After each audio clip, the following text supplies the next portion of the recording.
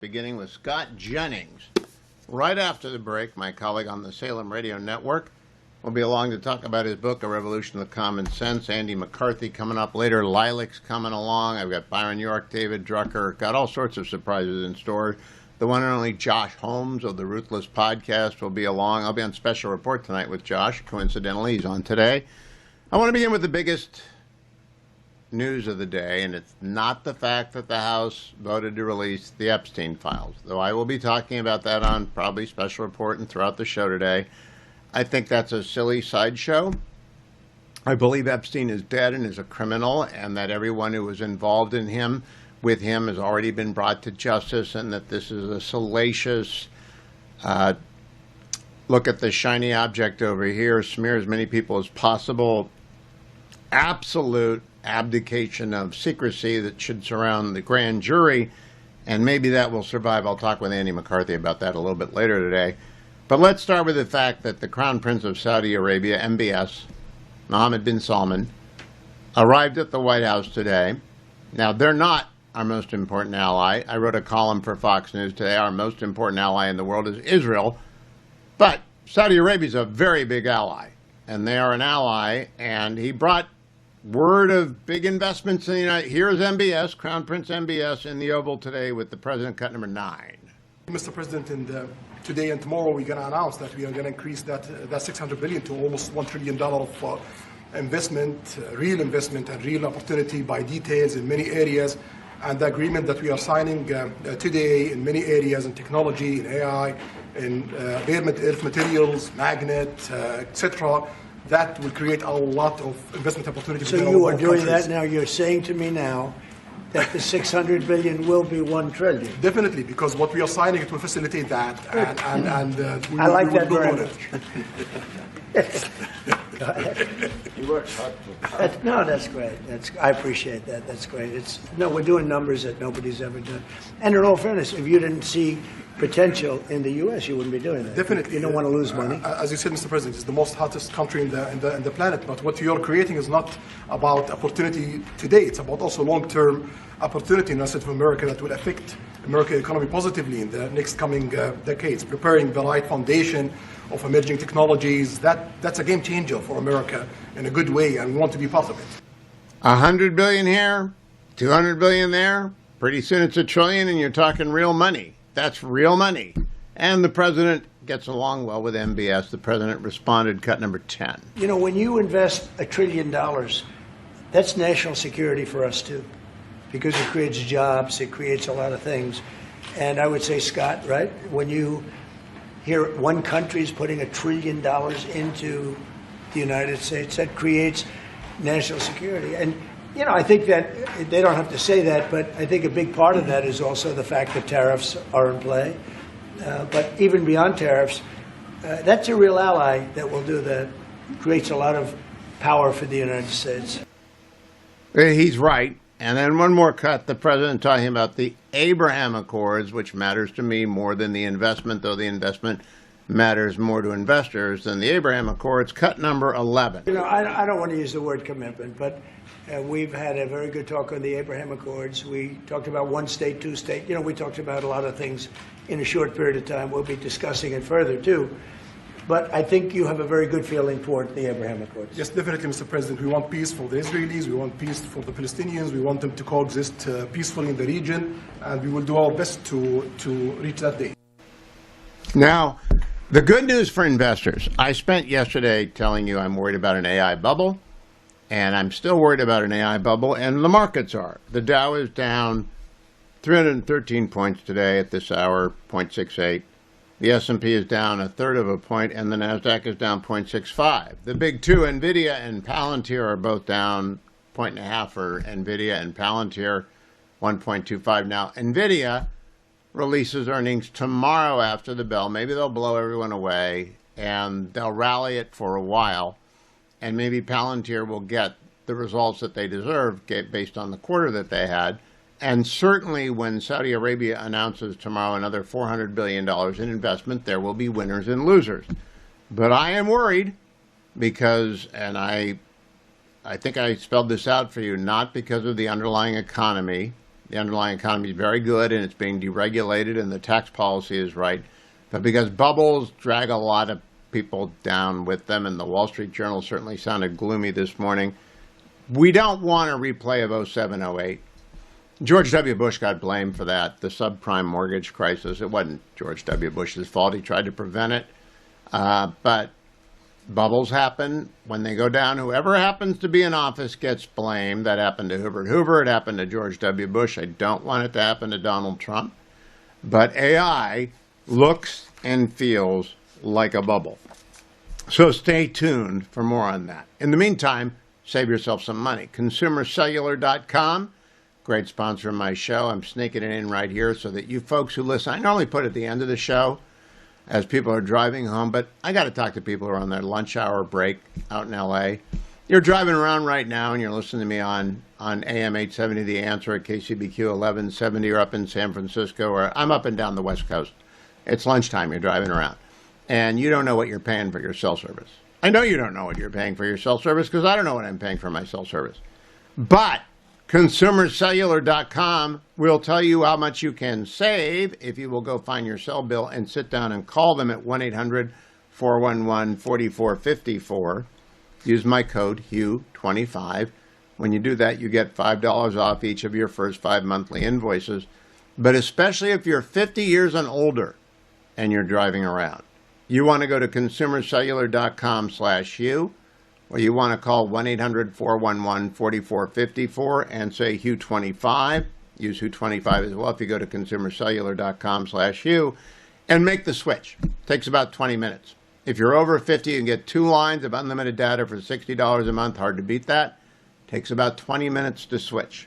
That's all it does. It takes about 20 minutes to switch. The other thing I always do later in the show that I made a resolution I would do in the first segment of the show today is warn you people about what happens on the day after Thanksgiving. You get in a traffic jam, you're trying to find a parking space, and people in your car are using local Wi-Fi, or you're waiting for someone after you found the parking space and you're using local Wi-Fi, and you get hacked. Cyber Monday and Black Friday are the biggest days for cyber theft in the world. That's when the gangs come out to pirate your data. That's why you should get webroot.com/Hewitt before the holidays. Webroot Total Protection is available right now at webroot.com/Hewitt for 60% off. All right, 60% off. That's like my Thanksgiving special for you. Webroot Total Protection. Get all the protection you can against malware, against phishing scams, dark web monitoring, a VPN. If you're a solo, you can protect up to 5 devices with one identity, or you can get a family plan, 10 devices, 10 identities to be protected.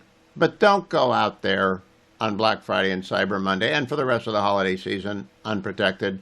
Get webroot.com/Hewitt. They are the best. They will get it done for you. They will be very good for you. Now, what I wanted to tell you about is something that's unrelated to a sponsor, though they were a sponsor once, a long time ago. Chapter Medicare, trychapter.com, was a sponsor of my show, and I made a mental note. Okay, come open season, we're going to go with Chapter and see what they do for us. Well, Fetching Mrs. Hewitt and I are both covered by Medicare. We're over 65, and it's open season from like November 1 until the first week in December, so it's heart of open season. Called up, made an appointment, they called us back. We switched our drug plan, we switched our Medicare Part G plan. Did you know that Medicare Part G is the same set of benefits no matter who your provider is?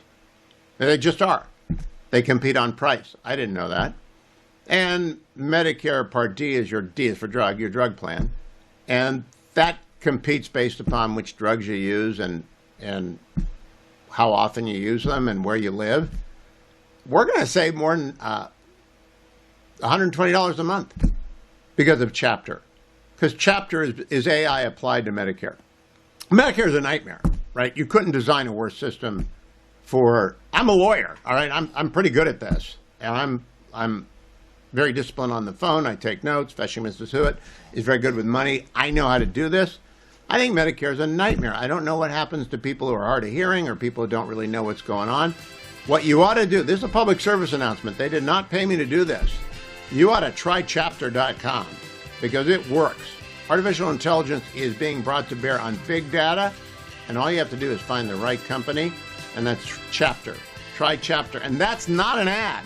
I'm just telling you that's what we did this morning, and it worked. Whether you're watching on the Salem News Channel or listening on the Salem Radio Network, welcome, one of our great radio affiliates. A little bit of inside radio baseball.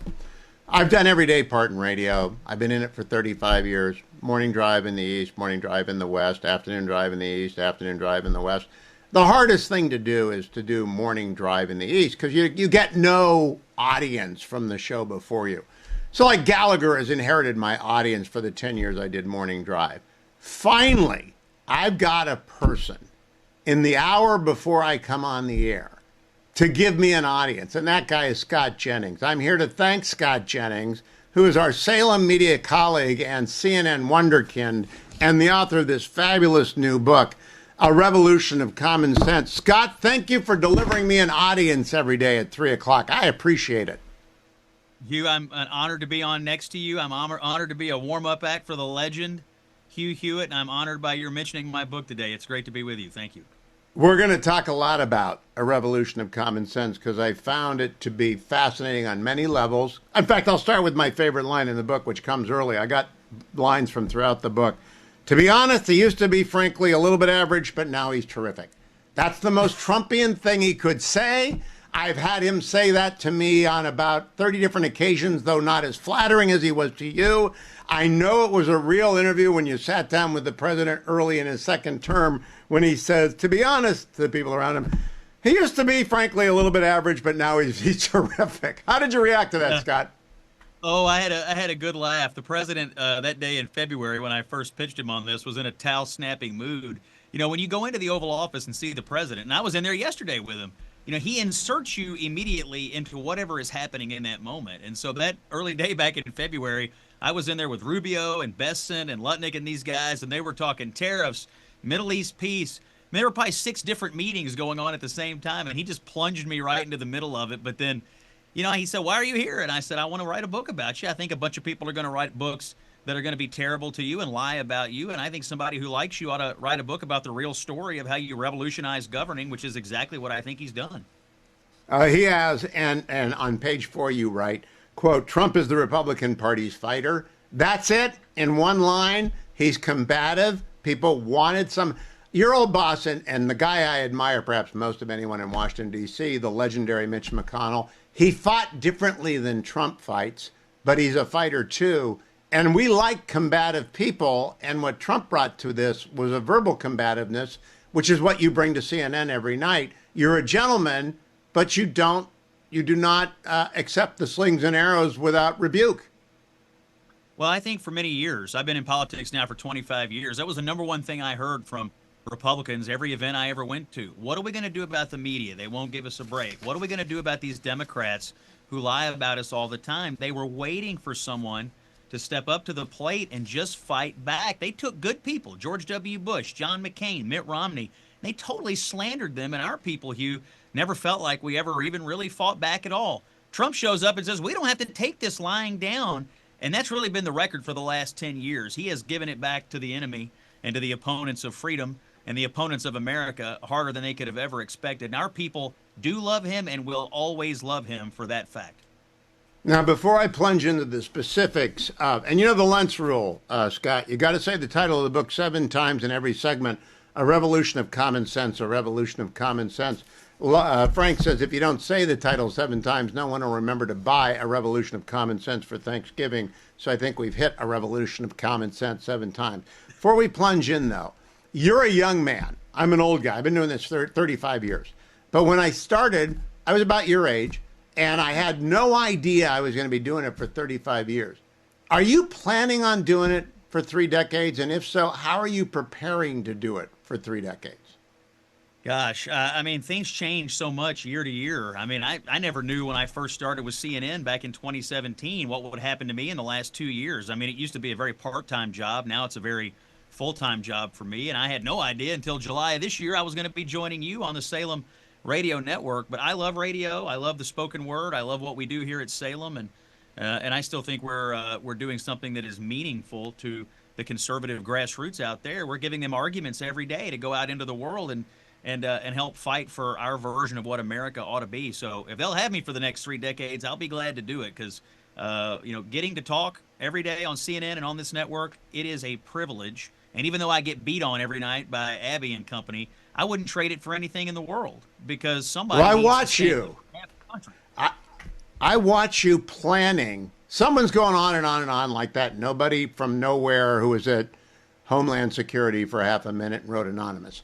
I watched you watch him sizing up, and I could see your brain working out a full and complete response.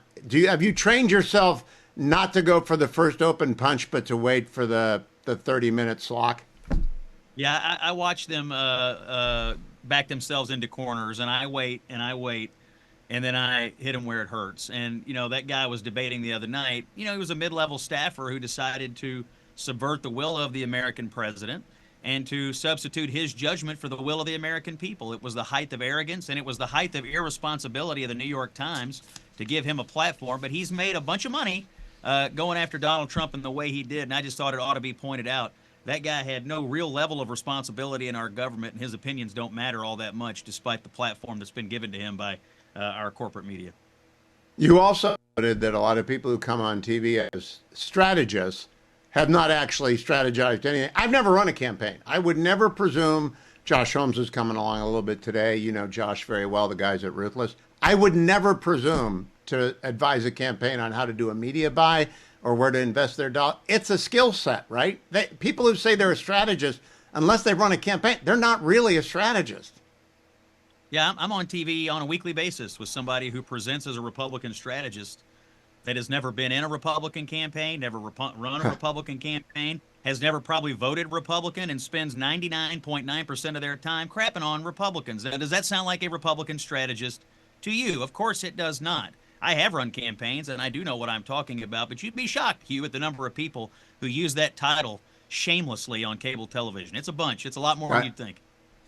I'm not shocked. I am very admiring the fact that you go in there every day. I like the guys at CNN and the gals. Mark Preston's a good friend of mine. I hope you don't end up swearing like Mark. Just don't swear like Mark, right? That's New England swearing. That's a level above our professional competence. But he's a fun guy. I want to go now to the book, page 64.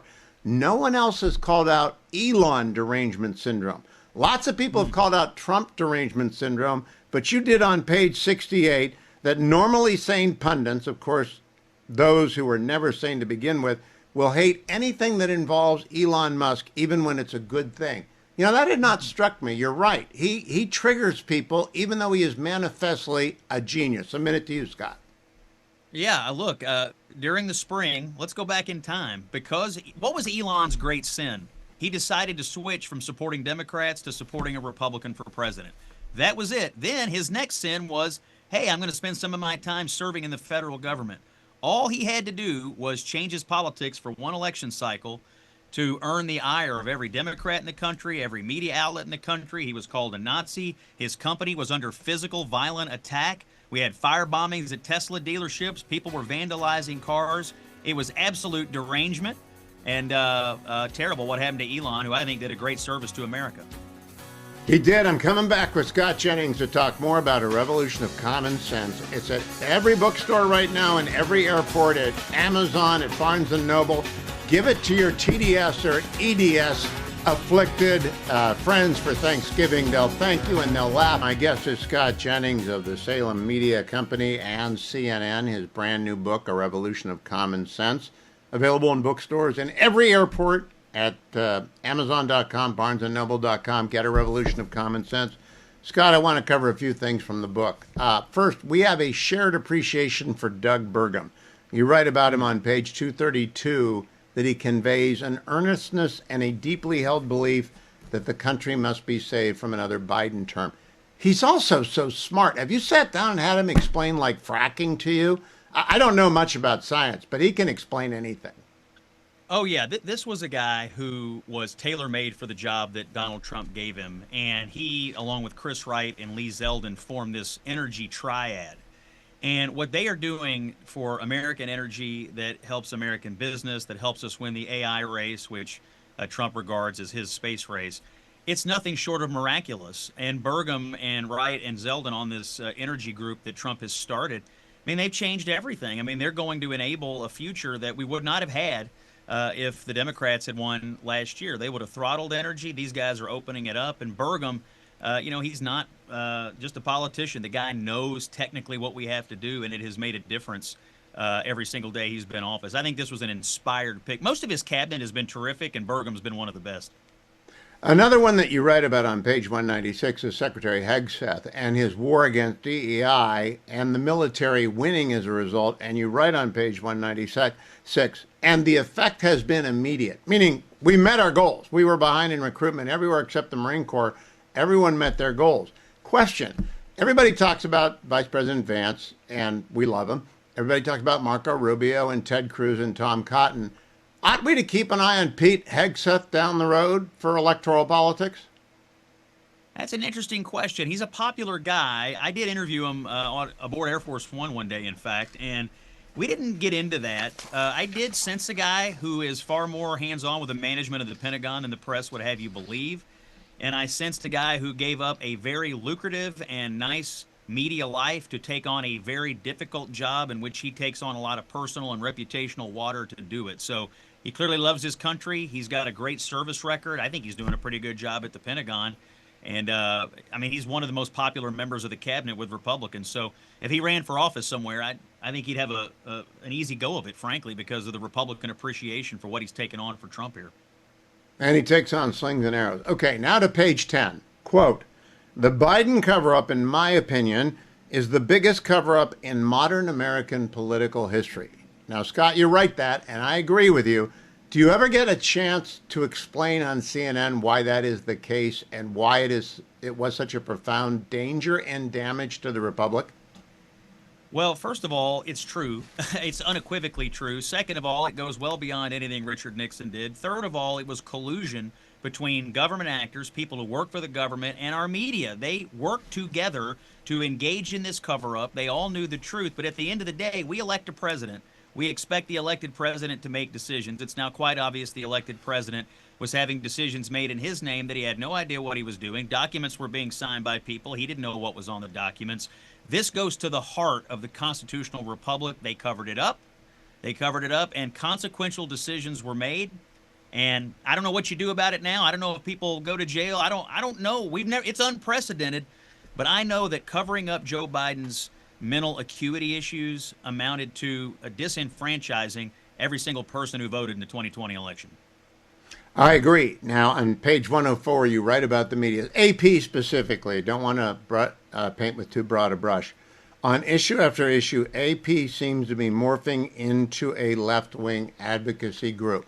Is there one platform, Scott, one legacy platform that's gone the other way? Gosh, one legacy. Well, I'll tell you, CBS News under Barry Weiss, I think maybe in the early stages of correcting itself, and it desperately needs it. And I think the Washington Post lately has tried to do a little bit of a turnaround, although I think they have a very, very, very, very, very long way to go. But I think it's going to take some outside voices like Barry, Hugh, to come into these newsrooms. You know, they've gotten very insular. You know, they hire each other, they marry each other, they only talk to each other, and the insular nature of the liberal management of these companies really put them at odds with most of the American people. They are in a deep trust deficit, and it'll take Barry and a whole bunch of more Barrys to dig them out, but it's going to take a long time. Trust is earned in ounces, lost in pounds. A revolution of common sense will earn your trust. I once again recommend it to you for all your relatives who need some laughs or some perspective or some just genuine insight from Scott Jennings in bookstores everywhere. A revolution of common sense. Scott, thanks for spending time with us. Good luck with the battle tonight. Put on your armor, go on over there and tail it a mark for me. Joined by David M. Drucker. That's his music. He is, of course, chief political correspondent for the Dispatch. David, the Epstein vote was overwhelming today. The Senate's going to pass it. I don't expect anything new about the president to come out of this. I expect a lot of people to get dirtied up, though, and it's unfortunate. We don't normally do this. We don't normally release grand jury files and investigative materials that don't lead to criminal charges, it makes me feel icky, even though Epstein's a horrible human being. What do you think? Well, I just think that this Hugh took on a life of its own, right? I mean, everywhere I would go, people who don't pay that close attention to politics, or at least not as close attention as you and I do, would ask me about this, right? In ways that they didn't ask me about other issues, right? They weren't asking about inflation, or they weren't asking about, some foreign policy, something or other. They were all curious about this.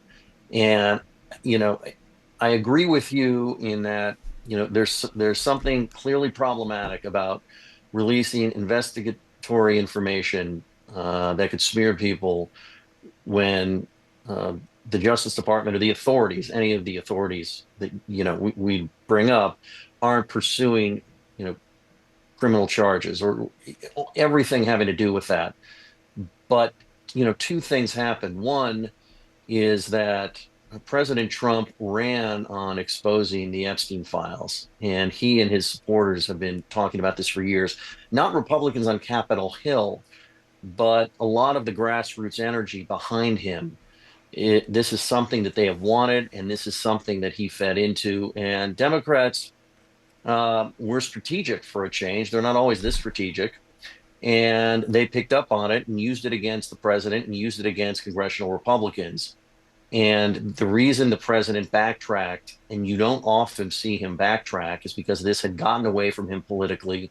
People were tuning into this topic.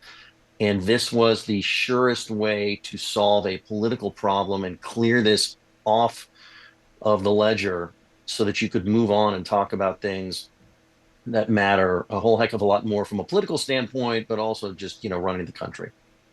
Now, I think the shelf life of this will be less than a week. I really do think it's, Larry Summers is a casualty. There might be some other collateral damage from people who exchanged emails unrelated to Epstein's perfidy, but nevertheless with Epstein, that tarnished their reputation. And the allegation will be, you shouldn't have done that because he was a convicted pedophile. And they'll say, I didn't know that. And they'll be right, but it won't matter. But I don't see it lasting much longer than a week, not in this news cycle. How long do you think it lasts as a matter of interest, Well, David Drucker? yeah, I am now hesitant to say it's going to go away. When you and I first started talking about this in the summer, I dismissed it the way I dismiss all conspiracy theories. I don't think there's any there. I think you've got a few, fringe people talking about it, and nobody cares. And what I learned was, one, a lot of people, whether they cared or not, they were interested in it the way they're interested in a car crash. Number two, this thing had a huge shelf life. And so, sure, we finally have this vote, and then we're going to get a whole lot more information. And I just am not prepared to predict that this thing's going away anytime soon. Now, maybe it will. And when you look at polling, voters are still mostly interested in what the government's doing to bring down costs and solve the affordability problem. That is a huge problem in the eyes of voters, and it's what they're most interested in. But I'm just no longer prepared to say that this thing's going away. I didn't think there was much to it, and I was wrong. All right, David, I want you to make a note under the day where I bring up the AI bubble to you. I'm persuaded there's an AI bubble based on the work of people like David Bahnsen and others, and that bubble will blow up and will cost a lot of people a lot of money, and then there'll be some winners. It might have collateral damage on other assets class.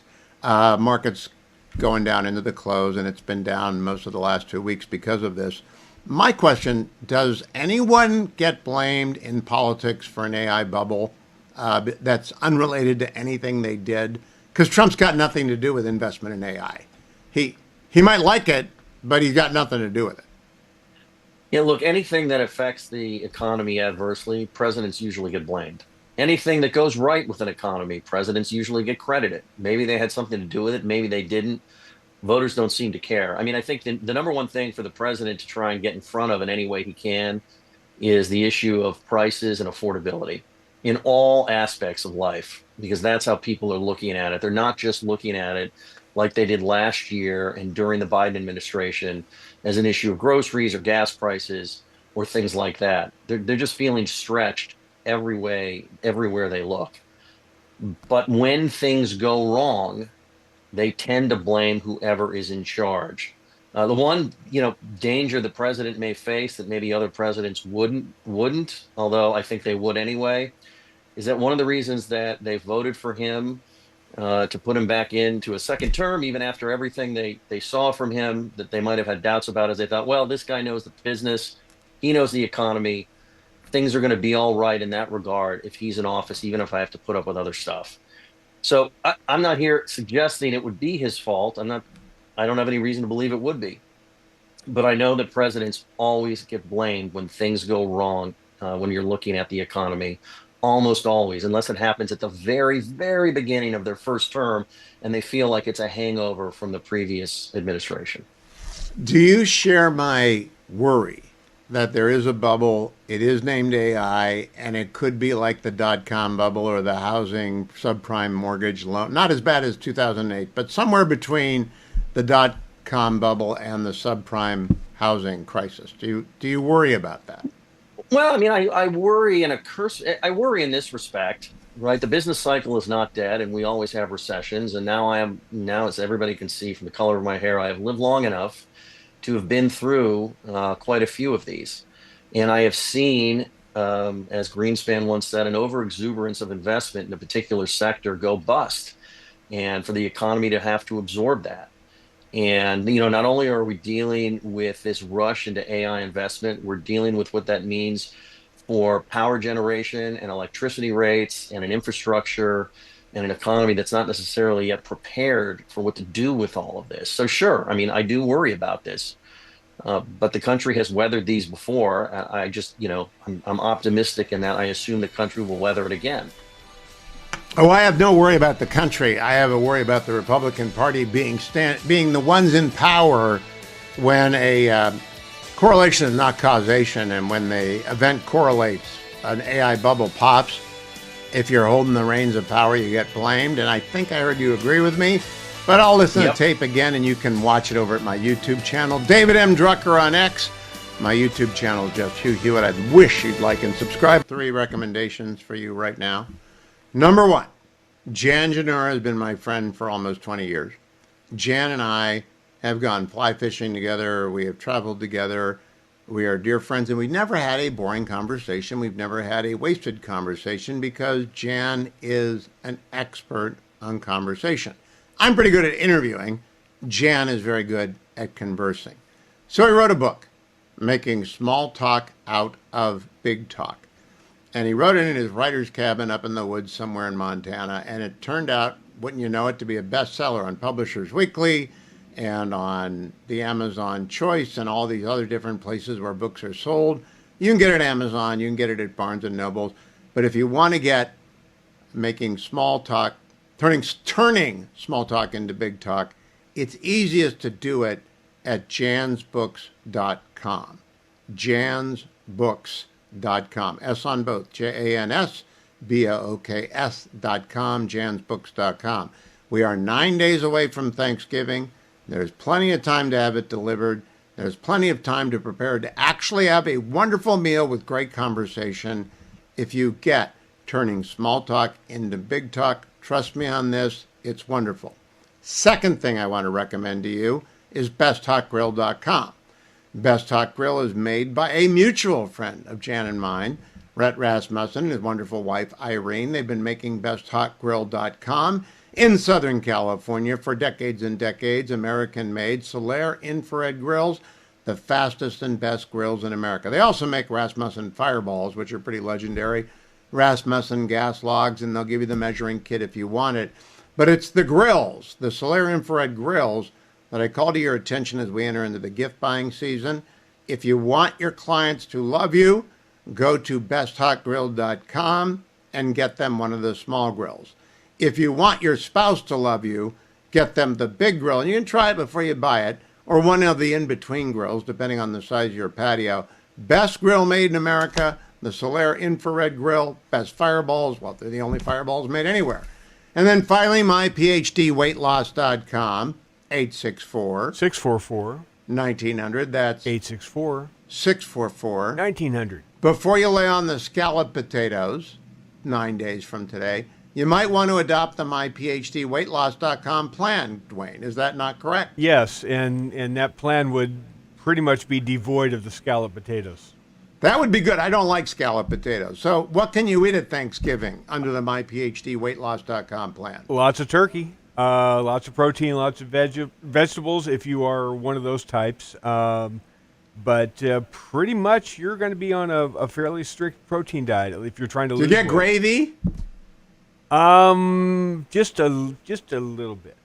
864 644. 1900. Dwayne lost 50 pounds on myphdweightloss.com.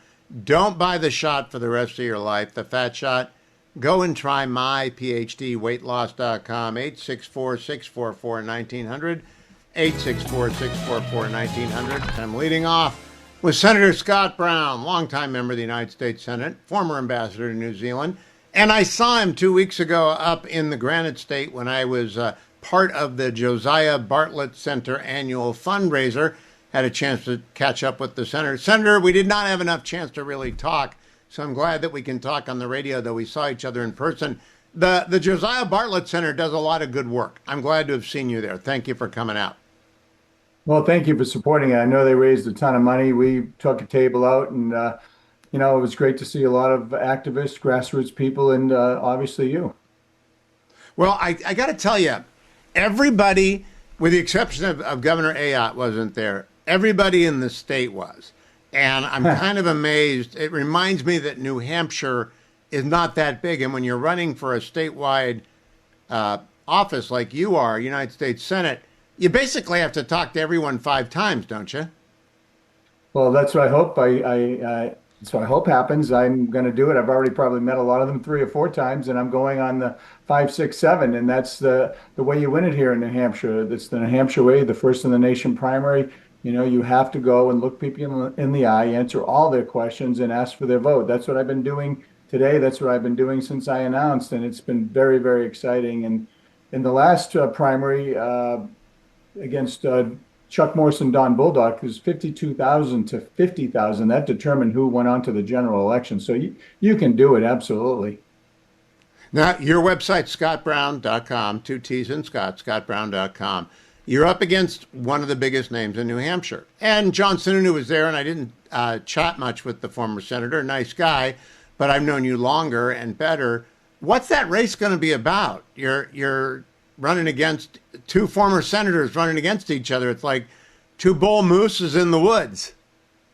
Well, the good news is we actually live in the same town. I actually ride my bike by his house. He lives like 4 or 5 miles away, but I have to be honest with you, I've never seen him. I haven't seen him since I got elected. I saw him in the gym once for 5 minutes, and he kind of blew me off. But he's been working with the corporate world, the lobbying world, the advising world, making millions of dollars, and hasn't been in New Hampshire doing the things I've been doing for years and years and years. And he's going to have to answer the people about what he's been doing and why he's been doing it and why he hasn't been helping people. So it's going to be a contrast about who we are, what we believe in. And I can tell you what, since he announced, I said, oh gosh, it's a Sununu. Well, no offense, it's not a monarchy. And no offense, it's not Chris Sununu. Chris, everyone's, he's affable, he's out there, he's funny, he's got a sense of humor, but this is John. And no one really knows John or remembers John. And what they do remember is that he did the bank bailouts, and then he went to work for the very same banks that he bailed out and made millions and millions of dollars after he lost to Jeanne Shaheen. And he hasn't run an election in about 20 years. And I don't care. I'm ready, whatever. But the grassroots folks have been like in it, and they're just coming out of the woodwork, and it's been very, very exciting. Well, I want to talk to you about logistics in New Hampshire, because the roads are not going to win the world's greatest award. In fact, they'd lose, but for the fact that Maine's roads are worse, where I spend half my time. And New Hampshire's got how do you get up to like Ditch Knox or whatever they call that place, wherever the presidential votes are cast? Yeah. Well, actually, last night I went up to Dartmouth and I went to a Turning Point USA event. And it was wonderful. It took me about an hour 50 to get there. Then I spent a couple hours there listening and learning. And I'll tell you what, some of the questions. One kid got up and said, "Hi, I'm a prophet of the Church of Marx." I'm like, "What is Saint Marx? What?" And he goes, "No, Karl Marx." And I'm like, okay, here we go. So it was fascinating. But listen, I don't care about driving. I like driving. I don't care where I go. I've been doing it now for over a year. And as I said, when he announced the grassroots and the activists and the veterans and the people respectfully don't like monarchies and don't like people who just because they have a name are going to apparently win the election. And the fact that he's got this DC support, if you recall in 2010, I didn't get that support then. I didn't get it the next time. I'm not getting it now. And quite frankly, the fact that you have all these senators endorsing him when they can't even open up the government or actually push through the president's agenda, get his nominees through, get all his ambassadors through, and do the things that he needs to do to basically protect us if, in fact, we lose the House, Senate, and the presidency in 28. They need to get off their rear ends and work. And this is who's supporting him, and this is basically who he is as well. Well, now, I am originally excited about you running for one reason. You were the ambassador to New Zealand. You know the China problem. You know the Pacific. And I was hoping that this race, and maybe it will be in the general if you get the nomination, will focus on that because New Hampshire, of course, produces submarines and we need them. But we need someone who actually knows about China. Do people ever ask you about China when you're out talking in the diners and the college towns, or are they concerned about affordability? Well, listen, it's all related. I mean, if we don't have a strong America militarily and economically, then affordability and our safety and a whole host of other things go out the window, not only here, but around the world. Yeah, I talk about it all the time. I would argue that I'm an expert, close to an expert on the Indo-Pacific, the ASEAN region, and having been there for 4 years and, Afghanistan, Pakistan, Israel, Dubai, Jordan, Kazakhstan, obviously working with those ambassadors for 4 years, understand those issues very well. Also, so I'll put my international experience, my military experience, which he has none, and neither does Chris Pappas, against anybody's.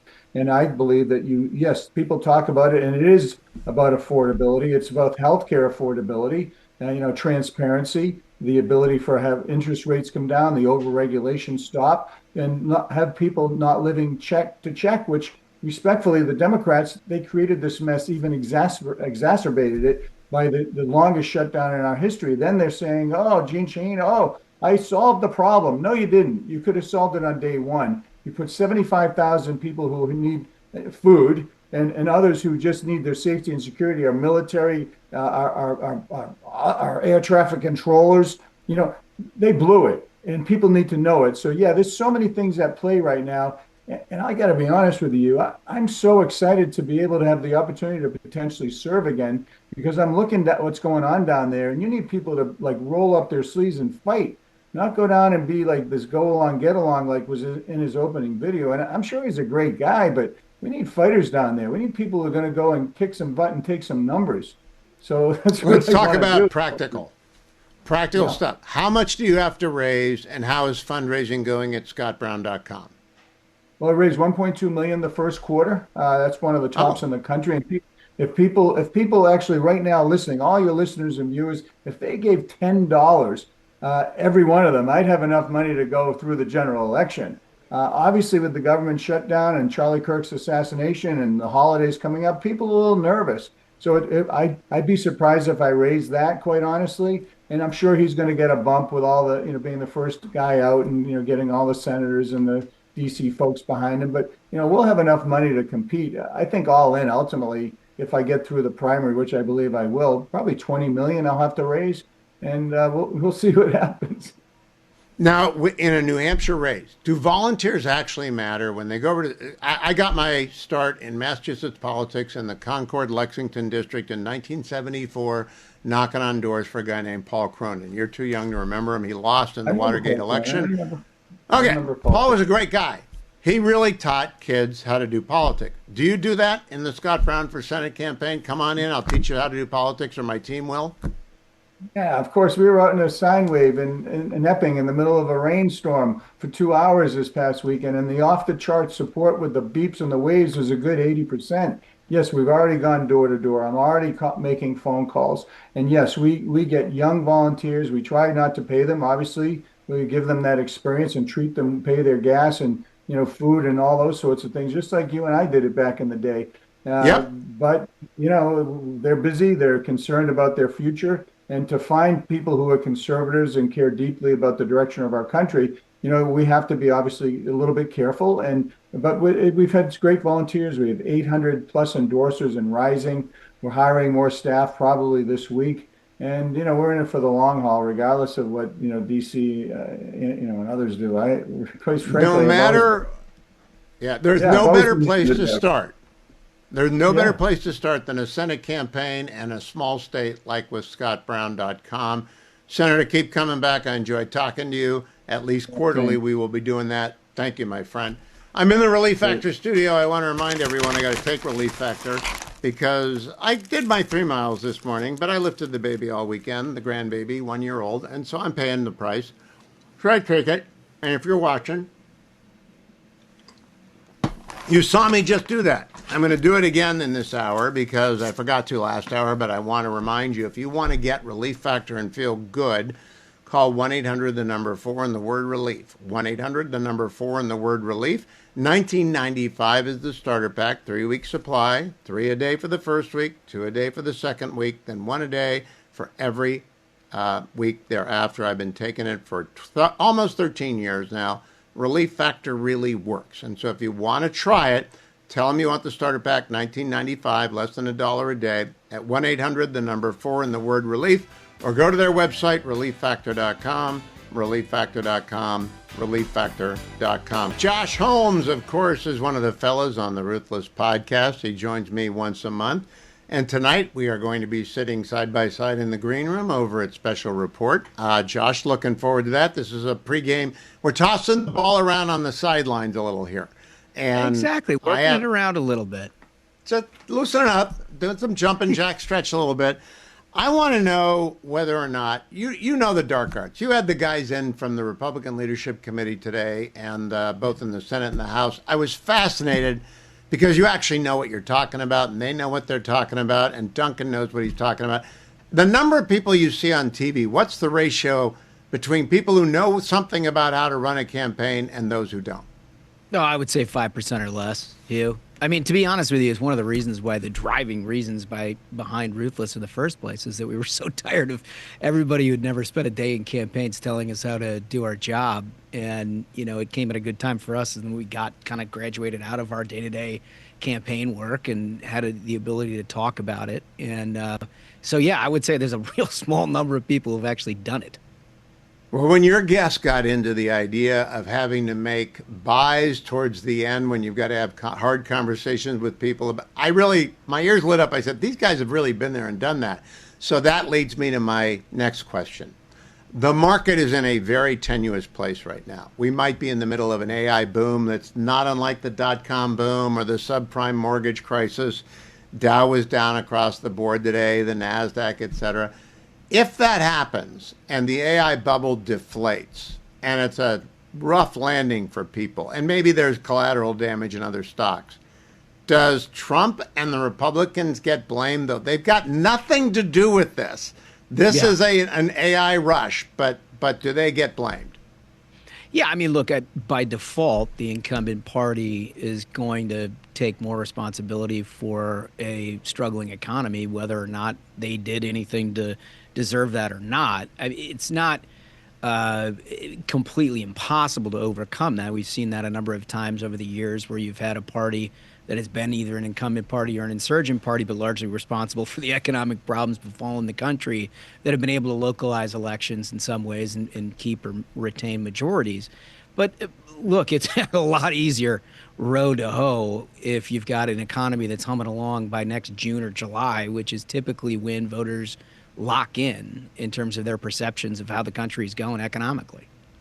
No, I think we will have that because of the working families tax cut. I think that's going to actually drive a lot of people's sentiment up.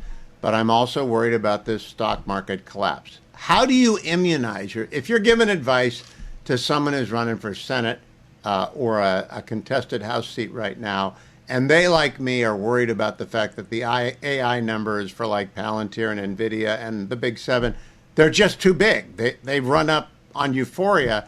How do they immunize themselves against that without talking down an American company?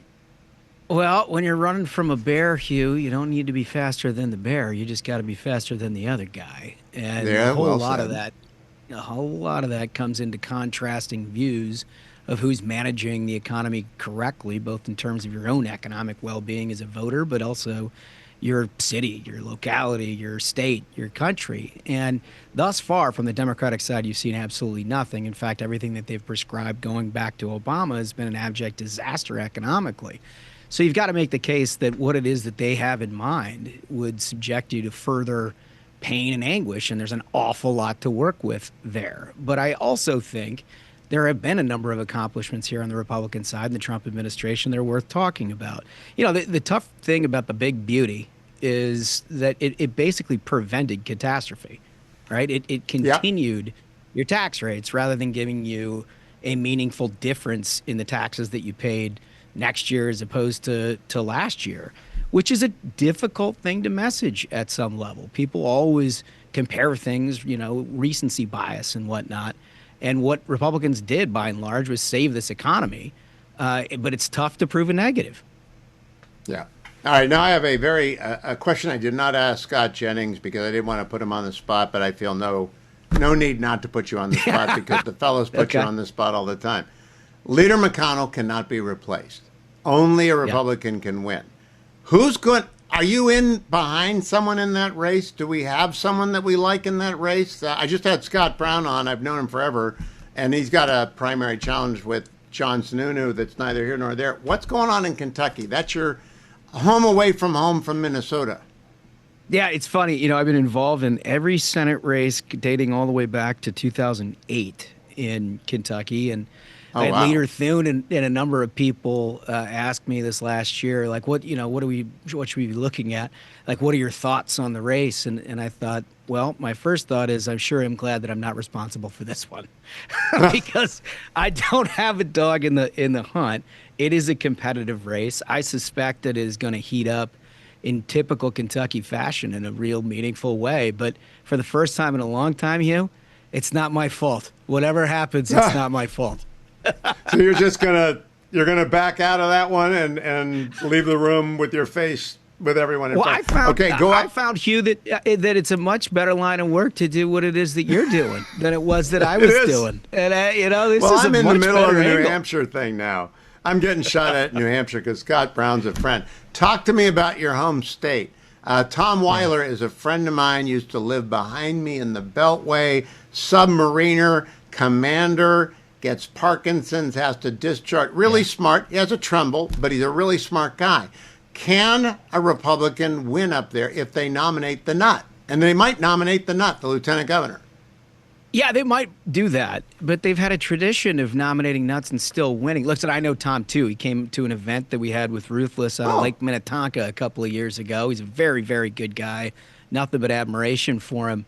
And look, I think there is a fair amount of frustration in Minnesota with Tim Walz, with what's happening in North Minneapolis, with the Somalian population, how that's sort of cascaded out throughout the entire city of Minneapolis and the larger state. The problem ultimately is Republicans have had a really hard time getting on the same page there. And then they've lost a whole bunch of those typical suburban. Remember Jim Ramstad?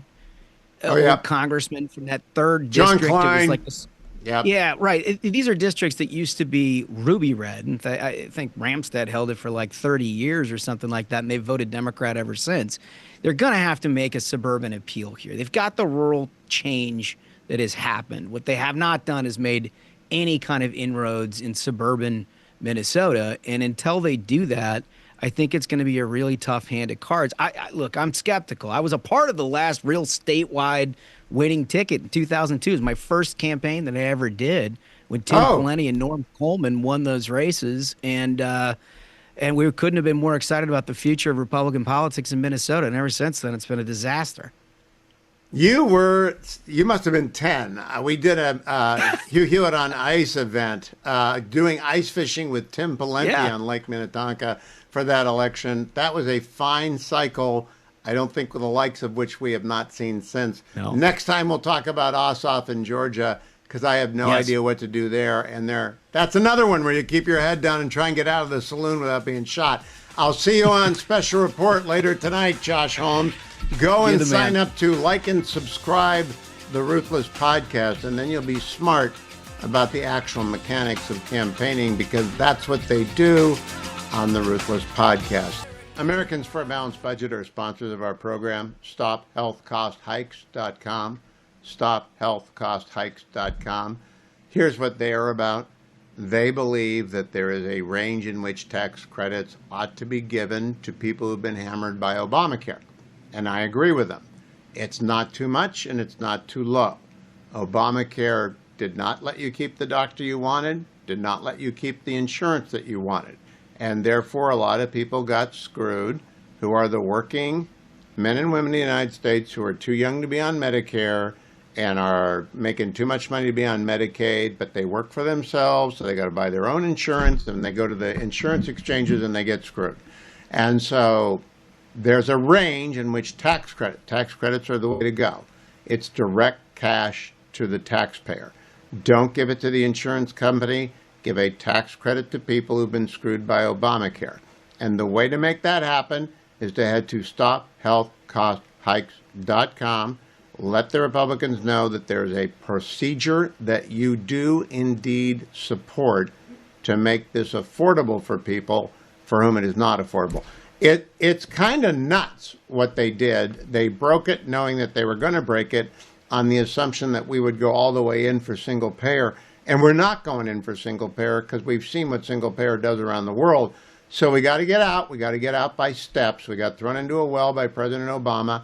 Worst president of my lifetime, because he did the JCPOA, which was a disaster, and he did Obamacare. And nothing else. Nothing else. That's all he did. And they were both a disaster. And now we got to work our way out of it. StopHealthCostHikes.com. Now I want to go back to my cut sheet if I can and play for you Donald Trump in the Oval today with ABC's Mary Bruce getting an Epstein question, cut number 13. Mr. President, why wait for Congress to release the Epstein files? Why not just do it now? You know, it's not the question that I mind, it's your attitude. I think you are a terrible reporter. It's the way you ask these questions. You start off with a man who's highly respected, asking him a horrible, insubordinate, and just a terrible question. And you could even ask that same exact question nicely. You're all psyched up. Somebody psychs you over at ABC. They're going to psych. You're a terrible person and a terrible reporter. As far as the Epstein files is, I have nothing to do with Jeffrey Epstein. I threw him out of my club many years ago because I thought he was a sick pervert. And I guess I turned out to be right. But you know who does have? Bill Clinton, Larry Summers, who ran Harvard, was with him every single night, every single weekend. They lived together. They went to his island many times. I never did. Andrew Weissman, I hear. All these guys were friends of his. You don't even talk about those people. You just keep going on the Epstein files. And what the Epstein is a Democrat hoax to try and get me not to be able to talk about the $21 trillion that I talked about today. It's a hoax. Now, I just got a little report, and I put it in my pocket, of all the money that he's given to Democrats. He gave me none, zero, no money to me. But he gave money to Democrats. And people are wise to your hoax. And ABC's, your company, your crappy company, is one of the perpetrators. And I'll tell you something. So why not just sign it now? I think the license should be taken away from ABC because your news is so fake and it's so wrong. And we have a great commissioner, the chairman, who should look at that, because I think when you come in and when you're 97% negative to Trump and then Trump wins the election in a landslide, that means obviously your news is not credible and you're not credible as a reporter. So I've answered your question. You should go and look at the Democrats who received money from Epstein, who spent their time. Larry Summers was with him all the time. That creep, the fund guy, was with him all the time. What's his name? Who? Reid Hoffman. I don't know Reid Hoffman, but I know he spends a lot of money on the radical left. Reid Hoffman, in my opinion, should be under investigation. He's a sleazebag. And those are the people, but they don't get any press, they don't get any news, and you're not after the radical left because you're a radical left network. But I think the way you ask a question with the anger and the meanness, is terrible. You ought to go back and learn how to be a reporter. No more questions from you. Who else has a... There is there's more than a kernel of truth there. I defend the right of the press to be an absolutely aggressive, nitpicking, harassing pain in the neck. I've done that myself. I've got Trump tattoos to prove it. But the Oval Office with MBS is not the time to bring up Epstein questions. It just isn't. Ask about Israel, ask about Gaza, ask about the future of the Middle East, ask about Iran, ask about the bombing of Operation Midnight Hammer. There are 1,000 things to make news with. Make real news, don't make a scene. Byron York is the chief political correspondent for the Washington Examiner, Fox News contributor as well. Byron, the Epstein vote is behind us in the House. It'll be behind us soon in the Senate. What do you expect from this, if anything? I expect very little except collateral damage to some people who might not even deserve it. Not a lot. I mean, it was such a weird thing. If you watched, they had 2 hours of debate of Republicans and Democrats yelling at each other, and then they all voted the same way. It was you don't really see debates like that very much before a virtually unanimous vote. There's a lot of speculation about what it will actually mean in terms of what documents the Justice Department might produce, and whether the Justice Department might say, as Justice Departments have always done, oh, we can't give you that, it's an ongoing investigation. I don't know. But we do know that we have a ton of stuff about Jeffrey Epstein that's in the public eye already. Most recently, last week, we get the 23,000 documents that were released by the House Oversight Committee, Republicans on the House Oversight Committee, who had gotten them from the Epstein estate. And so we have all sorts of, there have been all sorts of legal proceedings. People have sued each other all over the place in the Epstein story, and we have records of that. We have flight logs. We have all sorts of personal records from him. We have lots of information. And none of it has provided Democrats that holy grail that they can use against Donald Trump, but that obviously hasn't stopped them from trying. They're never going to stop looking. They can't stop looking. They're going to go on forever. So I'll talk to Andy McCarthy about it a little bit later. Let me talk to you about immunizing the president and the Republican Party, if it's possible, against an AI bubble. I am persuaded that we have an AI bubble going on, but I'm not an investment advisor. I don't give investment advice. I just look at the numbers and say, that reminds me of 2007-8 and subprime mortgages. That reminds me of the dot-com bubble. That reminds me of 1987. And it's going to hurt if I'm right, and a lot of smart people think I'm right. Is there any way to avoid getting blamed if there is an AI bubble and it deflates on Donald Trump's watch? Not that I can think of. I mean, obviously, if the president were warning about this, if the president started talking like you just did, then I'm not sure what effect that would have on the market. I mean, it would be bad. Comes out and says something like this, then that would be really seen as meddling in the market and having this effect. So, in other words, if he just lets things run their course, there is a bubble, the bubble bursts, there's a crash, he gets blamed for it. I mean, that's just the way it is. I mean, obviously, George W. Bush got blamed in 2008 when you had the whole subprime mortgage thing, and I just don't see how Trump would not get blamed for that. I agree. So here's the $64,000 question to date myself. If that is in fact the consequence, and we agree that it would be the consequence of a bubble bursting, are there people in a position to burst the bubble at the time of their choosing? We know that George Soros made a run on the British pound once, but I don't know if an AI bubble, it's so giant. I mean, it's such an enormous amount of money that's going into data centers and into AI and into ChatGPT and OpenAI that I don't know that anyone can impact it. But is there anyone out there that can pull those levers to make that happen? I really don't know. You mean like in the Soros sense, to do it, to time it for their own benefit and while everybody else suffers? Is that to time it to screw Trump? Because if it could be done, there are sufficiently Trump deranged people that they would do it no matter the losses to other people. But I don't know that it can be done. Do you think the bubble's going to last, just on its own, is going to last for more than 3 years? Oh, I don't think it now? is. I think it's Okay, then it's going to get Trump, right? Yeah, but I think they can affect the timing of it, and I think that if they can affect the timing of it, they would time it for it to be September, October of next year.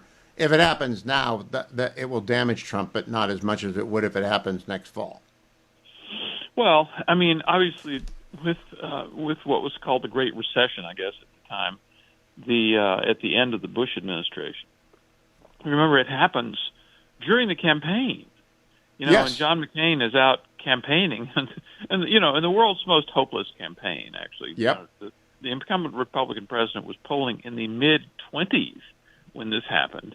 And so McCain, and he comes back. McCain leaves the campaign trail to come back to Washington as a senator and do like nothing. They sat around the table at the White House and talked about it, but actually nothing happened. And Congress, it was back when $1 trillion was a lot of money, came up with a rescue plan that was almost $1 trillion, which they passed in about 10 minutes, start to finish.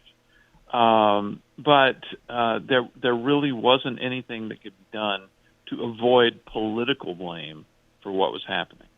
And so my worry is that there is a bubble and that it can be popped by a bunch of people, but that's a premise without evidence. I don't know markets well enough. I'll have to find some people who do.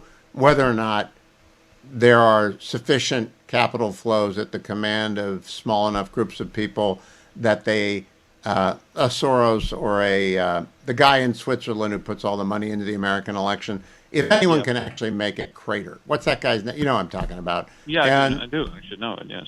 Yeah, I can't remember his name. So I worry about that sort of thing, given that people hate Trump so much, they would be willing to inflict damage. I'll put it this way. Do you think people hate Trump so much that they would damage the economy intentionally just to hurt him? Well, I think they're damaging our political culture as it is right now. I do think that you could pretty easily say that Epstein is the new Russia, and they were willing to put the country through what they put it through in 2017 and 2018, talking about how the new president was a Russian agent, and absolutely cripple his presidency for the first couple of years, after which they could get on with impeaching him. So, there was absolutely no hesitation to do something like that. So obviously, I don't think they're going to say, hey, I can push this button and crash the economy. But if it does go down, of course it will be used against Trump. Now, that is a worry for me, because the correlation is not causation, but I know what the media will do to him if that happens on his watch. They'll blame him. Byron York, always a pleasure talking to you. Follow him on X at Byron York. I want to do two things in this short segment. One is get to Lee Zeldin, who made an important announcement today to Stu Varney. But before that, I want to remind you I'm in the Relief Factor studio. If you're watching on the Salem News Channel, I'm holding up the bag.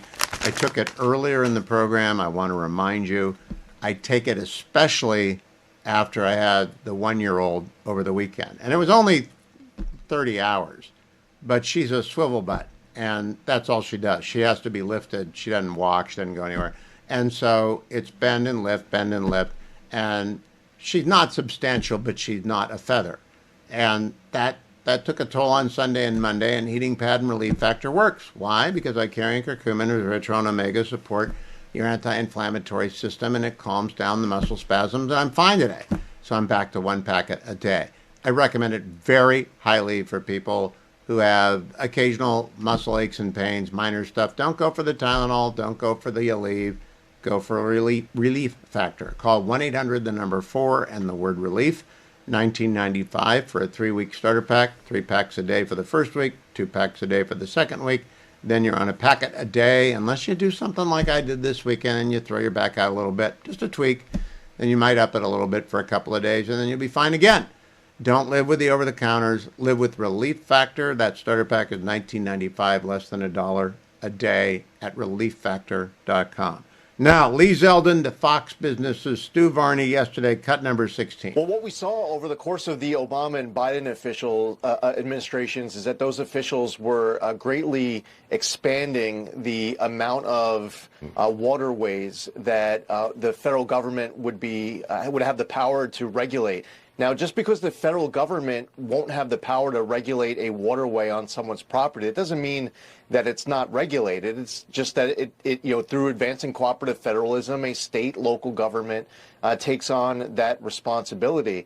The Supreme Court in the Sackett decision weighed in with very clear prescriptive language that we at the Trump EPA are going to follow.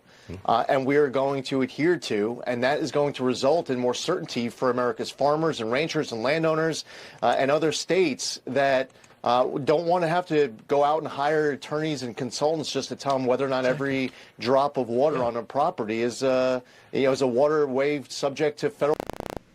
God bless Administrator Zeldin. For 27 years, that's what I did.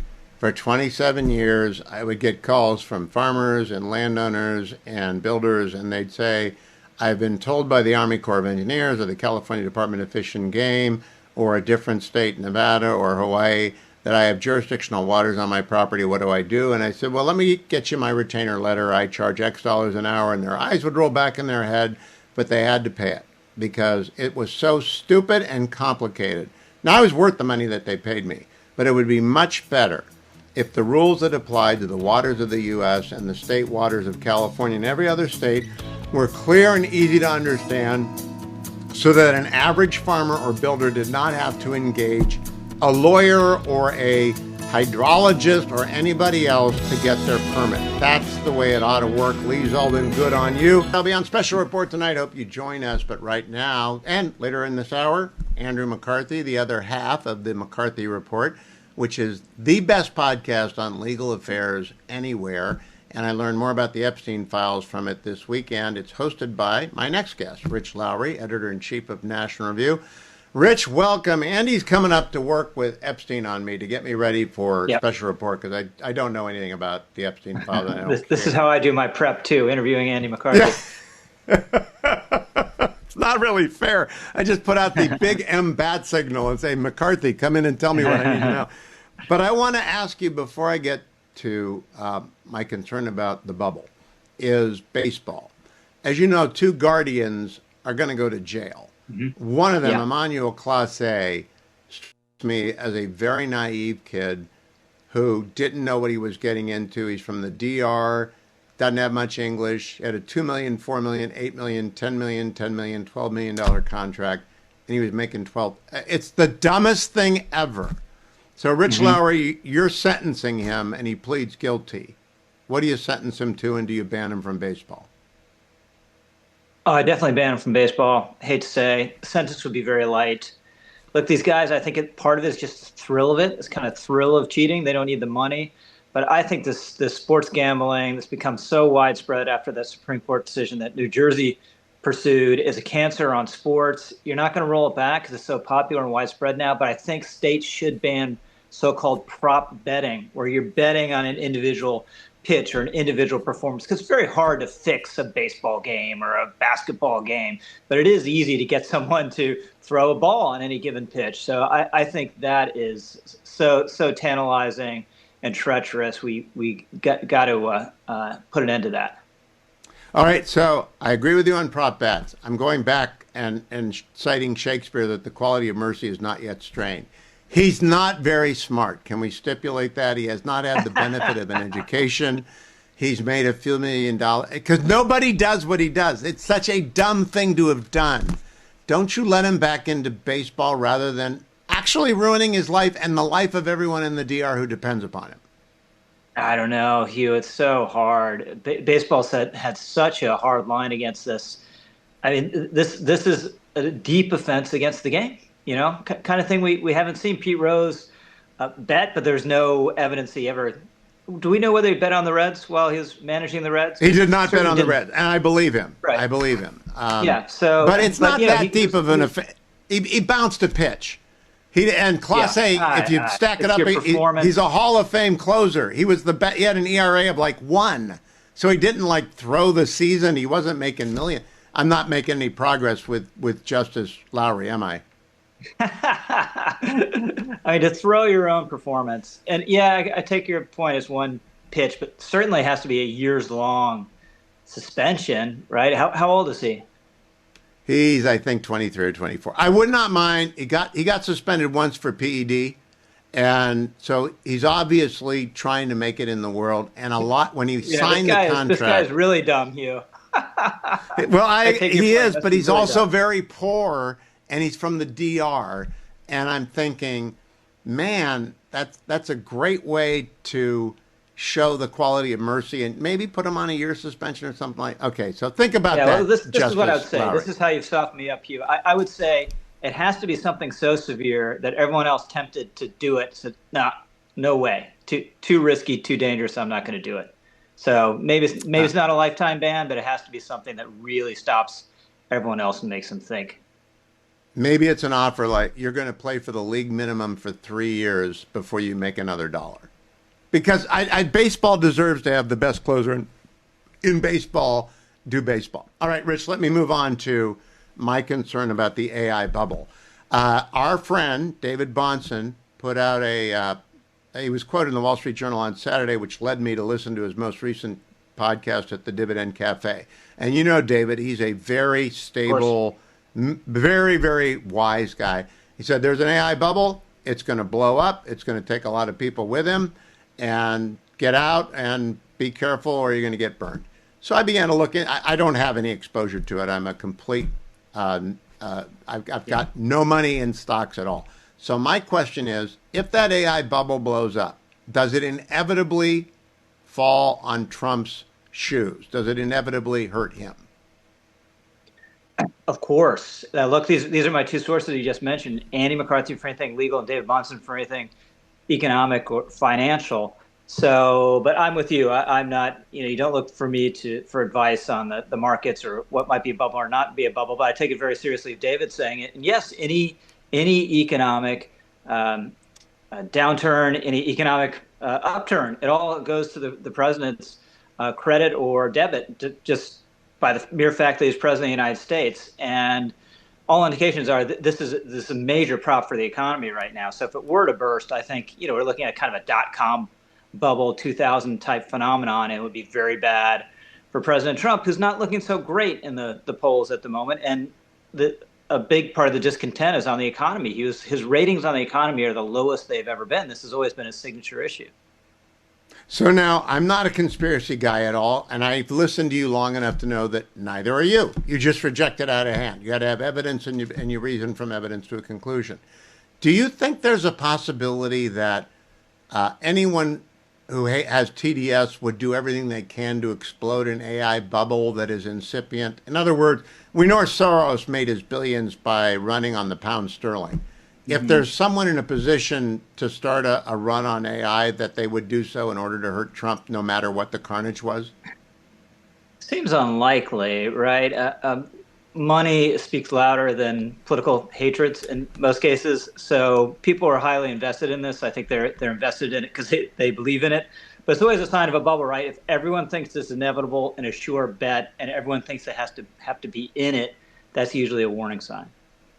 That's what David said. He said euphoria investing is the surest sign of a bubble. And he went back to railroads in the 1850s, and then he had me, because I know that story pretty well. Everyone built a railroad for like 10 years, and 90% of them never went anywhere. But the 10% that did, they owned the world. So I really think we're there. And he also says, tell me if you find this persuasive, I think there's a bubble, and I think AI is the most revolutionary technology ever, and those two things aren't in tension.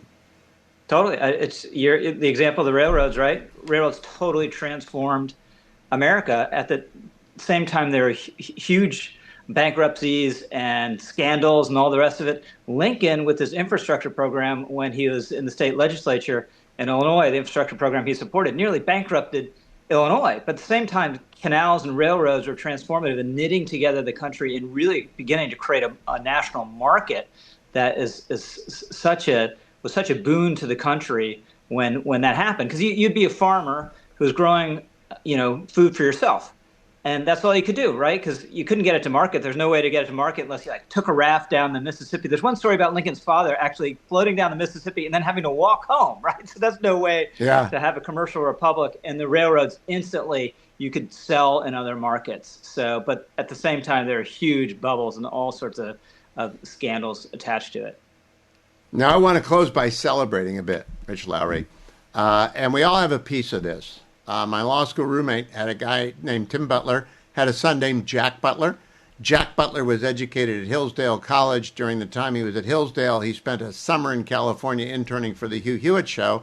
Then he left the Hugh Hewitt Show and graduated from Hillsdale College and went to work for National Review, where he sat in for you. And today he made his debut as the deputy opinion page editor at the Wall Street Journal with a column. How good does that make you feel that someone you trained in writing a sentence? Yeah, it's awesome. It's great for Jack, great for the Wall Street Journal. Sad news for National Review, but this is part of our function. We develop young talent and see it. Sometimes it stays, sometimes it goes, but it's all good. And Hugh, you also, there's just so many people in our line of work who say so many kind things about you because of the attention you pay to young talent and fostering people before anyone's identified them. So you're right. This is a bragging point for both of us. So in terms of your coaching tree right now, how many people are you bringing through National Review that are the Jack Butlers 10 years down the road? And how do you get them to grow into that job? That's not an easy job to do. And you worked Jack in over many years. I was following him consistently. Piece here, piece there, online editor, host. We got 1 minute. How do you do that? Well, I'd like to say it was great, deliberate strategy on our part, but it's not. These young people, they find us, they knock on our door, they want to work here because they follow what we do, and then we just throw work at them and throw as much responsibility as possible. As kind of a sink and swim attitude. I would like to say I'm a great coach, or other people here are great coaches. Maybe we are at a certain level. We provide some tips and instruction, but it's really whether they have the capacity and talent and will to do it or not. And Jack Butler is a great example of someone who did. Well, my son got into it because of a National Review summer gathering where Arthur Brooks and Larry got together and talked economics. You guys do amazing work with young people, and I am greatly appreciative of the National Review Institute. And if anyone is out there looking for a cause of support, it ought to be the National Review Institute. Thank you, Rich Lowry. I told you that earlier today in the program I would be doing Special Report tonight. My cheat code for Special Report when the criminal law comes up is Andrew C. McCarthy. And so I immediately got the bat signal out that had the Yankee symbol on it. Actually, the Met symbol. I'm sorry, Andy. I almost called you a Yankees fan. And got McCarthy on the phone because I'm going to get asked a question about the Epstein files tonight. And everything I know about the Epstein files, I learned from Andy McCarthy talking to Rich Lowry in the most recent episode of the McCarthy Report. Andy, thank you for answering the McCarthy signal up in the sky. My question is very specific. Based on your understanding of what the House and Senate are going to pass and the president's going to sign, does that abrogate grand jury rules about what can be released from the grand jury? It's going to depend, Hugh, on what the text says. So what makes grand jury proceedings secret is Rule 6E of the Federal Rules of Criminal Procedure. But, of course, Congress is the one that enacts the Federal Rules of Procedure. So if it enacts a piece of legislation that sidesteps, or at least for this limited instance, overrules Rule 6E, then the grand jury materials can be secret. We've had situations come up in the past. You remember with Don McGahn, where the Democrats wanted to talk to him about the notes that he made that ended up. Yes. A report, right? So I said repeatedly that Democrats kept going to court to ask the court to overrule McGahn's and the Justice Department's 6E objection, and I kept writing why is the Article 1 branch going to the Article 3 branch? Why don't they just enact some legislation that changes the rule and they can get whatever they want to get? So it really is up to Congress whether 6E is going to apply in such a way that the restriction that's in that law continues to apply. If it does, then Trump would have to go to court in order, or the Trump Justice Department would have to go to court to try to get an order, and they've already tried that and failed. So I think if they don't get, if Congress doesn't tweak Rule 6E for these purposes at least, then the grand jury material is probably off limits. But I would stress that the grand jury material is probably a limited amount of what's in the government's possession. All right, first I'm going to finish with grand jury and then move on to what else might be there. Let's say the resolution just exhorts President Trump to release everything that he can. I don't think that would be the specific intent to roll over the grand jury rule. But if you testified before the grand jury and you really don't want your testimony to come out because you're a victim or you're a friend of a victim or you ratted out someone, do you have standing to go and object to this on the basis of the promises that the government made you about being a confidential informant and being protected? Well, let's separate out two things. I think, in general, as far as standing is concerned, if the government does something illegal and you're going to suffer a concrete harm, you have a right to go in and make us think about it. On the other hand, prosecutors and agents should never promise somebody that they're going to be kept completely confidential because they don't have the ability to, the legal enforceable ability to make that promise. So, for example, let's say somebody comes into the grand jury and that person doesn't want to be revealed, and it turns out the person gives what we call Brady material, that is exculpatory evidence about the defendant. You can't say, because of grand jury secrecy and my need to keep the witness confidential, the government, don't have to disclose that. It's constitutionally required. So you can never promise somebody. The thing I would always tell witnesses is we'll do the best we can and we'll fight as hard as we can to keep you confidential, but it's not a promise that the law allows me to make. By the way, it's also similar for journalists. They frequently promise sources confidentiality, and it's really not a legally enforceable promise. That's nonsense. But I'm curious now to the policy.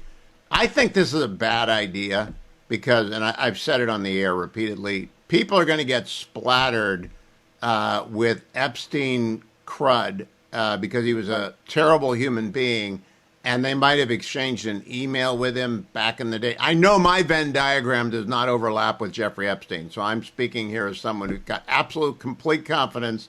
There isn't anything about me in there. So that world I do not know. But I do wager there are going to be some people who get run over, like the bus that comes barreling down the street next to the icy water that splashes you. I think that's wrong. What do you think about that?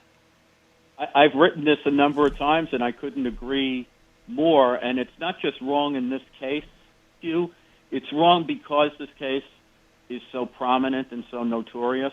And what I mean by that is the government relies on grand jury secrecy, even though, as we just discussed, it's not airtight, but it's close to airtight.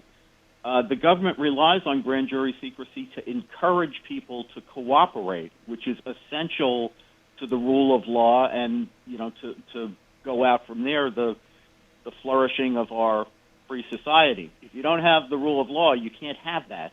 And if it becomes the thought of people that if I cooperate with the government and give them stuff about me that may be embarrassing, even if it's not criminal, what's my assurance that a year from now or 3 years from now, because a bunch of politicians in Washington decide that they're curious about it, that my confidentiality will be preserved? So I think it's a really terrible idea policy-wise, and it's a really bad idea in this particular case for the reasons you described. Now, I also have made the analogy, with which I have some experience as opposed to criminal grand jury proceedings, of full-field background investigations by the Bureau. They're never turned over to the Senate committees hearing the nominees. They may read them, but they may not take notes. They may not, because anyone can say anything to a Bureau agent. and frequently does, and they're not corroborated. They haven't been investigated. And to release those would be just as terrible to people. I think it would license liars. Yeah, and why would anyone? I mean, if we want the confirmation process to be effective, and we're seeing, I think, every day the importance of getting good people into positions. That's part of what the Constitution's advise and consent provision is. It's the objective of it, because we know that once people get into office, if they abuse their powers, there's not much you can do about it. The idea is to try to keep people who are not scrupulous out of power in the first place. But if it became known that the information that you give in a background investigation is going to be used against you in a public or embarrassing way, who's going to give that information, and who's going to want to take these jobs, which are difficult jobs? No one. And I think they're going to find that out as the years go by. No one's going to want to run this gauntlet except for a life tenured appointment. And even then, I don't know. I'll be right back with Andy McCarthy. I got to ask him about the voting rights case that came down today in Texas. Not the merits. We're not in a position to judge the merits, but the way people are reacting to it. Right before the program got started, Andrew C. McCarthy, my guest, longtime prosecutor with the Southern District of New York, National Review senior correspondent, along with Rich Lowry, the proprietors of the McCarthy Report, which I think is the best legal podcast out there if you want serious legal talk between someone who's smart but not a lawyer and someone who's a lawyer and smart. It's the McCarthy Report. A judge in Texas, I've seen different reports. One that one judge in Texas, another that a 3-judge panel overturned the redistricting maps, so we're back to the maps of 2021. My reaction, I'm just looking for your reaction, not on the merits, but my reaction is, tell me in 3 months what the Fifth Circuit does, because I'm not interested until then. What's your reaction to it, Andy? Yeah, I tend to agree with that, Hugh. I think that my recollection, I haven't looked at the decision yet, but that 3-judge panel arrangement, if that's what it is, that's a specialized provision that they do in these redistricting cases. But in my reading of those cases, I don't think the appellate courts give much more deference to the lower court just because it's a 3-judge panel in a specialized area. I think they look at it like they look at any other case. So I'm with you. Let's see what the appellate court says. And that leads to my second question. Because of the politicization of the courts, especially at the district court level, because of the blue slips, I'm not paying attention to district court rulings now. Maybe in a trial I might, but when a district court issues an injunction or a stay or turns down a TRO, I just wave it off. Tell me what the circuit does before I get involved. Have you adopted that as a de facto stance for dividing up your attention span? I'm not quite where you are, but I'm close. What I want is, in every case, I want to know who appointed the judge, and then I feel like I can discount that, because I think a lot of judges do not take politics with them when they make these decisions, and I don't want to tar every judge with the activist ones. I've seen very good opinions written by Democratic appointed judges, and some ones that made me shake my head by people I would naturally figure I'd agree with. So I always want to know, and I've taken for the last 3 or 4 years, Hugh, I think in almost everything I've written, whenever I talk about a judge, I parenthetically add who appointed them, just because I think it's sadly it's now something we have to take into account. Well, when you were practicing as a prosecutor, did you care about who appointed the judge? I used to look if it was a property rights case and I had to go in for a motion, one of my litigators would do it, or if I was arguing before Ninth Circuit, I'd find out. But generally, I didn't care because district court judges were not particularly political. That's changed in 20 years. That's almost completely different because of blue slips. Was it that way when you were prosecuting?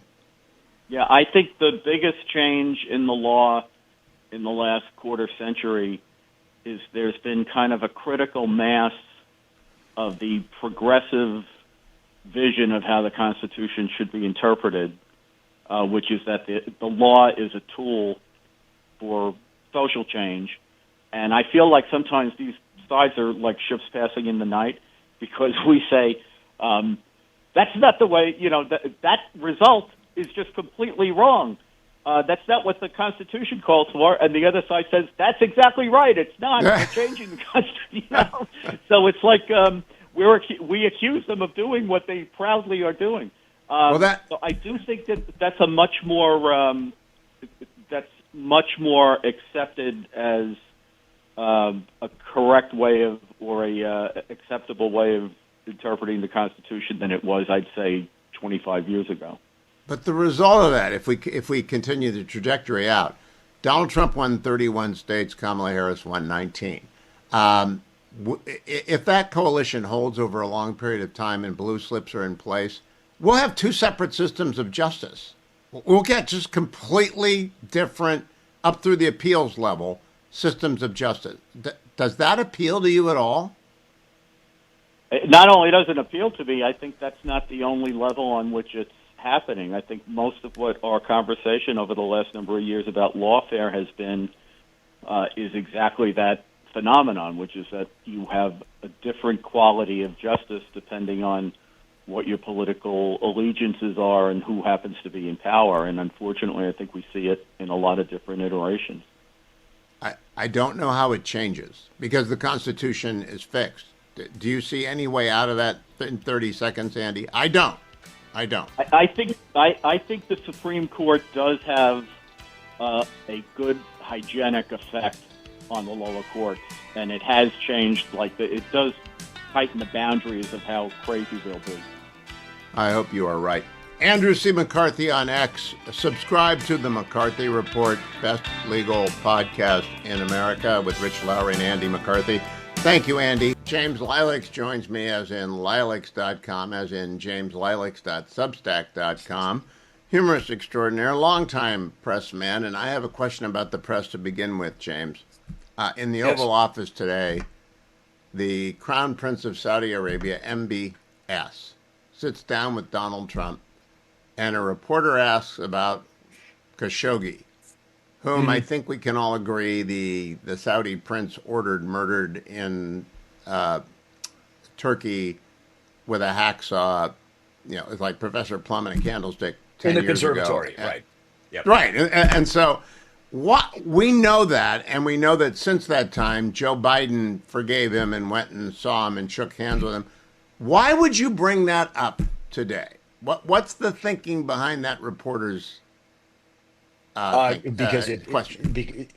It remains a popcorn in the hull of journalists. They feel they're doing the necessary thing of speaking truth to power, as opposed to taking a new tack, which might reveal some new information about the world today.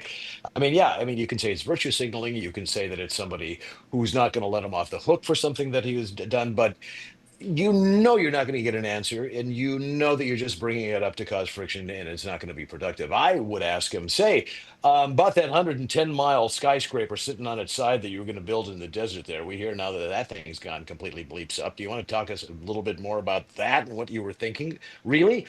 20-story mirrors in the desert? I would love to hear about how the Saudis, this guy, MBS in particular, has been pouring billions of dollars into this futuristic idea of Saudi Arabia, and how it's a complete and total cock-up that, exists for the Davos crowd, perhaps, at that and no more. But I think Donald Trump even had something. Donald Trump, being a real estate man, probably may have sat him down and said, "Look, I got to tell you, this whole thing you've got, this city on its side, hanging skyscrapers upside down. Trust me, I'm in the trade. It's not a good idea. Start something. That would have been interesting. I would have loved to hear a also asked him conversation about Gaza. I might have asked him about whether or not he's going to do a deal with the Jews and try and dig in on the future. But I really wonder if our press isn't broken and what they want is a confrontation on video for their next job. Is that what they want? Oh, sure. Absolutely. I mean, like I said, speaking truth to power is the thing that we're always told that they have to do. And even if power laughs at you or calls you piggy, it doesn't matter. You spoke truth to power. Now, I'm not saying that the issue should be put to bed and nobody should bring it up again. Bring it up again. But again, it betrays sort of the provincial attitude of the journalists themselves who see the world often through the prism of their own profession, which is not surprising. But so, no, I'm not surprised by the question at all. Oh, okay. That's my first question. Second question has to do with the AI bubble. Tomorrow, Saudi Arabia is going to announce trillions of dollars for artificial intelligence data centers, and maybe the bubble will get some more steam and expand a little bit further. But I've been doing my reading over the last week or so. I'm out of the market. I got no dog in this fight. Do you remember 1987 or 2008 or the dot-com bubble in between? Do you feel that that's what we've got going on right now? Well, I remember them deep to the pith of my cold marrow. I remember 87 thinking, that's it, breadlines, everything's going to be sepia from now on. I remember the dot-com. I remember the dot-com bubble broke. I was in Mexico at the time on vacation, and I was thinking, how can it possibly be that websites like safe.com, which give you free shipping on a 3-ton safe to come to your house, but they make it up on volume, how could it possibly be that these places selling sofas online for $7.75 aren't going to be the economic the breakthrough that we thought they were? Didn't surprise me. It hurt. I remember 2008, which was worse because then you started to see big names crack and panic. But I didn't exactly think that the end was there. Now, always casting an eye about for the bubble, and AI has got a lot of bubble-tastic things to it, but I don't think it's come yet. Bezos announced that he's going to throw a bunch of money into it. The practical applications of it are still to be completely seen, but it's not as if they're inventing something that someday, any moment now, will turn out to be useful. I've had AI come up in 3 conversations in the course of the day of 3 different people using it in different ways. So yeah, bubble, it kind of smells a little frothy and you get that detergent aroma to it, but I wouldn't say so yet because I haven't called my broker and gotten out of the market. All right. So, well, that's true. I have. So I'm. That's why I'm completely objective about this. The whole market. I don't have to. You're telling us something we should know, Hugh? Yeah. Yeah. No. What I meant to say is I have no dog in the fight, so I'm kind of objective about it, which is a very weird place to be, and I'm objectively worried that people who've never gotten slapped in the face by the market before are about to get slapped in the face. Do you know that half of the homes in America last year went down in value? That struck me today as extraordinary too. It does, but you also have to say, is this necessarily a bad thing? And I say that as somebody who's looking to sell his house. We've been talking about inflated property values keeping people out of the market, keeping starter families out of the market. If you start to have some of these marginal properties in the first ring suburbs that come 20% down and all of a sudden are affordable to people who are trapped in the cities or don't have the necessary money to buy the stuff that costs a lot today, is that necessarily so bad? Our boomer generation keeps saying, yes, we want houses to go up, up, up, up, up. But the knock-on effect down the road to get people on the property ladder, I think, is something we also ought to be concerned about. If you have generations of people, young people, who see no chance at home ownership whatsoever in their lifetimes, you have a sort of a psychic break. You have a failure to extend to them the American promise and the American dream. And so if houses become more affordable because A, either the value is going back to earth, and B, we're building more, which brings the cost down, I don't think that's necessarily a bad thing. Except for my house. Last question about Jasperwood. I love Jasperwood as much as I loved my grandfather's house for the same reason. It had secret passageways. It had different forbidden area, all that sort of stuff. Does that appeal to the young market with children? Because it is endlessly entertaining for children and people of a childish joy and extravagance. It absolutely does. And one of the reasons that I think it'll be attractive to a family with children is the hill. There is a great hill that is tailor-made for American sledding in the depths of winter, where you go inside for hot cocoa and warm chestnuts and the rest of it. As a matter of fact, I can't wait until the next people come here and their children are sliding down the hill and they realize they're going straight into the street and they have the heart attack like I had about 5 times a year. Well, I don't know when you're going to list it, but we're going to do a marketing campaign because I don't think it'll ever hit the market when people see Jasperwood. Lilacs, as in lilacs.com, as in jameslilacs.substack.com. Thank you, James. Talk to you next week. I got to tell you about what Andrew Del Rey wrote to me from andrewandtodd.com. But first, let me remind you I'm in the Relief Factor studio, and I am on my way as soon as I'm done with this segment to special reports. I hope you'll watch it tonight. And the reason I'm able to keep moving from dawn till dusk and do all these different things is Relief Factor. It really does work. I carry curcumin, resveratrol, omega. I took it in the first hour. I'm over my back troubles from the baby lift over the weekend. They're gone. It took us just a couple of extra days of extra Relief Factor, and they're gone. You ought to try it. $19.95. That's it. Less than $1 a day. But you got to call 1-800, the number 4, and the word relief.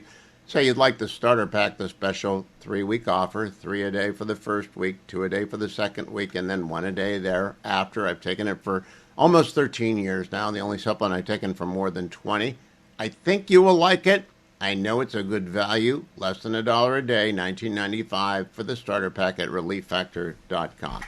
Now, andrewandtodd.com are sponsors of the show, and they do mortgages. They're a bank. They lend people money. And I was just talking with Lilacs about when he puts his house on the market come the spring, time to sell it, and the 50-year mortgages out there. So I wrote my friend Andrew Del Rey, who I've known for 20-plus years, and I asked him, what do you think of the 50-year mortgage, Andrew? You advise people every day on buying and selling houses, and they do veterans loans with no money down and FHA loans for first-time buyers and reverse mortgages for seniors and just regular old-fashioned 30-year fixed and 15-year fixed and ARMs. They do it all, soup to nuts. They are a lender, Union Home Mortgage. They lend you the money. They underwrite the loan. Best in the business. But I want to know what he said. He wrote, Dear Hugh, I wanted to share my perspective, which so far seems to echo what many of us across the industry are saying. In general, nobody is excited about the idea of a 50-year mortgage. First, with the median age of first-time buyers between 30 and 40, borrowers would never likely pay off their mortgage in their lifetime. Second, if the spread between a 10-year and a 30-year mortgage is already around 65 basis points, that's 0.65% for you Steelers fans, the spread between a 30 and a 50-year mortgage would also be significant. Without a deep secondary market appetite for 50-year paper, investors will be hesitant lenders. And ultimately, easy financing, in quotes, doesn't fix affordability. It just pushes home prices higher. It's not the solution. The real solution is simple. Build more homes. We remain undersupplied by an estimated 7 to 10 million homes nationwide. We need regulatory relief and leadership willing to take meaningful action if we want to see true improvement for American home buyers. That's why I trust Andrew Del Rey and Todd Avakian. They have the data, they know the market, they work with it every day, and they speak the truth candidly and bluntly to every applicant. Best thing to do is go to andrewandtodd.com, fill out a couple of questions. They'll get right back to you if you're thinking about buying a home or refinancing a home or you have to move. Or call them at 888-888-1172. That's 888-888-1172. Tell them Hugh Hewitt sent you and be a little bit leery of that 50-year mortgage.